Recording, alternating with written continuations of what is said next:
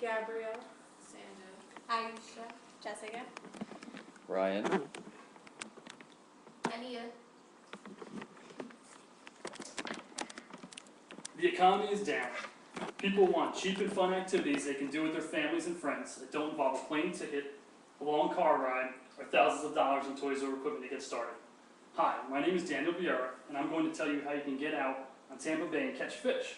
In particular, one of Florida's most popular and sought-after game fish, according to the Fish and Wildlife Commission, the redfish. First, some facts about the redfish. Here's a handout I'm going to give you guys. That's what it looks like. They're distinguished by their red tones, which range from a light sandy bronze to a very dark copper color. Most redfish migrate to Tampa Bay as water temperatures rise. However, some are able to stay here year-round by finding sources of warm water like the Apollo Beach Power Plant, according to Tampa Tribune. The type of redfish you can catch on rod and reel range in size from 10 inches to 40-plus inches, weighing 30 pounds or more. In fact, the world record is an amazing 94 pounds, according to the International Game Fish Association. The redfish diet consists mainly of crustaceans like shrimp, crabs, as well as small bait fish like pinfish, scaled sardines, tiger chubs, and other small swimming forage, according to the South Carolina Department of Natural Resources. They have inferior mouths for chasing their prey and are most likely to move methodically along the bottom with their snoot pushing through the grass in an attempt to spook shrimp and crabs. So what type of tackle do you need to catch redfish? According to saltwater fishing section of about.com, light to medium tackle with 15 or 20 pound test line is recommended. This is an example of the type of rod that could easily rein in redfish. This ugly stick, right here, ranges from $20 to $40 and can be bent into a perfect circle all the way around without breaking. Next is the type of hook you'll want to use when throwing live bait, and that's a circle hook. Circle hooks are designed to slide out of the fish's stomach and catch on the corner of the fish's mouth, according to recycledfish.org, a conservation advocacy group. The classic J-hook design often results in a gut-hooked fish. In today's catch-and-release environment, this is terrible for the fish, as the rate of survival on a gut-hooked fish is estimated to be poor.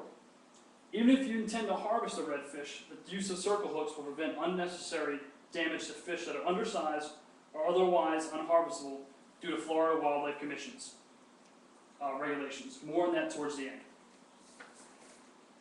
The next question I'd like to ask is, what do you catch a redfish on? Well, there are two options, live bait or artificial lures. I'll discuss both. Live bait produces the greatest chance of hooking up with a redfish, according to the Texas Parks and Wildlife Department. Examples of live bait include shrimp, blue crabs, pinfish, and scaled sardines. Redfish are not picky eaters. If you put a piece of live, wiggling bait in front of their face, they will eat it. The second type of bait is artificial, and I brought a couple of those with me today. These include spoons, like this, which spin through the water, making noise and creating flash that mimics a school of pinfish. Soft plastic lures, like this, which you bounce along the bottom, or you swim by making a slow, steady retrieve with the reel. There are also hard plastic lures, like this mirror lure right here. And those come in all different types and fashions. Some sink fast, some sink slow, some float on the surface. The goal with these lures, according to the Snook Foundation, is to search for the fish and then present an injured fish profile. Typically, they are twitched in the water with very light snaps of the rod against a taut line. Another method with these hard baits is to simply retrieve them slowly through the water. Where do we catch redfish at? Redfish, like most marine predators, go where the food is. You'll want to fish in shallow water, approximately 1 to 4 feet deep, around grass beds, oyster bars, and any other marine habitats that are rich with life and activity, according to the Texas Parks and Wildlife Department. You also want to check the tides before you trip. The National Oceanic and Atmospheric Administration defines tides as the variation in the surface water level of the ocean's bays, gulfs, and inlets. And this is a picture of tide. And on the left is high tide, and on the right is low tide. Gives you an example of what you can see in the bay. The moon's movement around the Earth is the principal cause of our tides. There are 3 primary tides: the incoming or flood tide, which is when the moon is rising and the shores will be covered; The highest point of the flood tide is known as the high tide, which immediately transitions to the slack tide phase, which is a period after the tide has come in and before the tide starts to go out. This can last 20 minutes to an hour. It is a very poor time to fish since there is little current. The last tide in the cycle is the outgoing tide, which is when the water line is receding. There is no clear consensus amongst experts on whether the incoming or the outgoing tide is the best for redfish. Next, I'd like to discuss the physical mechanics of how to catch a redfish using live bait. So you've gotten yourself into a likely redfish habitat. You have your live bait, and you're either standing on top of your boat or knee-deep as you've waded into the bay. What do you do next? To cast your bait, first you'll want to hold the rod. Try to give an example in this confined space. And you're going to pinch the line with your index finger. The next thing you'll do is you'll uncock the bail, and that's the bail right there. You'll draw the rod behind you, flexing your arm, and you'll release it forward, releasing your finger off the line and letting the bait hit, hopefully, your intended target.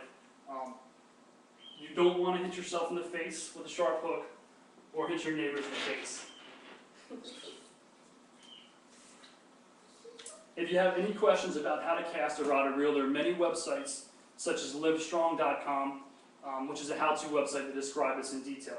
Or a local tackle shop or bait shop can show you how to do this. The next aspect is setting the hook. In other words, getting the hook to pierce the fish and provide a positive connection. When using circle hooks, you don't need to forcefully jerk on the rod to set the hook, as with classic J hooks. That's according to recycledfish.org. The circle hook is most effective when the weight of the fish swimming away sets the hook for you. To set the hook, you simply reel or gently raise your rod tip until you feel a deep bend in the rod. Once you feel that fight is on, that redfish will be doing everything in its power to get away. Typically, redfish will go to the sea floor and try to rub the hook out of the corner of its mouth on sand or any structure, including oyster rocks. When you feel that redfish start to pull, you should concentrate on keeping a good bend in your rod. This will ensure steady pressure is applied to the fish, which will tire it out quicker. As slack develops in your line, quickly reel it up. An important thing to note is that you should not use the reel to bring the fish in. According to takemefishing.org, the primary tool is the mechanical force generated by your rod. Once you've got the fish to within a rod's length, you have to land it, or her. To do this, you can use your hands or a variety of tools. This is a lip grip right here, and that's what I like to use. It's simple and it doesn't really hurt the fish. And another tool is called a boga grip. And it works by pressing down like that, and you basically get a hold of the lip of the fish also.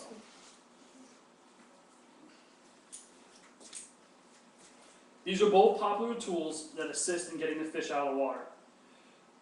According to Florida Fish and Wildlife Commission's video on how to safely handle fish. Bare hands are also suitable, but before you touch any fish, you'll want to wet your hands first, so that you don't wipe off the fish's protective slime. Quickly remove the hook from the fish. One thing to note is if the hook is buried deep inside the fish in a place you cannot easily reach, do not pull or tug on the hook in an effort to remove it. That will more than likely kill the fish. Simply cut the line as short as possible. If you release the fish, the hook will rust out quickly, and the survival rate of the fish is greatly increased. Again, Florida Fish and Wildlife has a great video series on how to properly handle fish. Search for it on YouTube. The last thing I want to cover is the law, because we know this is Florida. The Florida Fish and Wildlife Conservation Commission governs when, by what means, and of what size redfish you can legally harvest in the state of Florida. And this is, I'm going to pass around the saltwater regulations, and if you look under drum, red drum, that's where you'll see the regulation for the redfish. The rules are, but they are not limited to, 1 fish per person per day. A minimum size of 18 inches with a maximum size of 27 inches. It's called a slot. Bring a measuring tape along, like this one. It's really small and compact, and about $1 at Home Depot. And learn the proper method to measure a fish as prescribed by FWC. According to them, penalties for harvesting an illegal fish can include fines, jail time, and yes, felony convictions. for a fish. Remember to take a fish identification card that has pictures and descriptions, or at least leave in your vehicle. That way, if you catch a trout or other common catches when you're intending to catch the redfish, you will know what you've caught. A shoreline license, which is free, is required for anyone fishing from shore or wading. A saltwater license, which I'm going to pass around, is required for anyone fishing from a vessel. They are approximately $18 a year, and children are free. For a complete list of laws for a complete text of the law, visit FWC's site and myfwc.gov or Google FWC in your browser. I hope everyone learned something new and fantastic about one of the most popular recreational activities in the state of Florida. If there are no questions, this concludes my presentation. Thank you for your time. Oh, I actually did that on camera.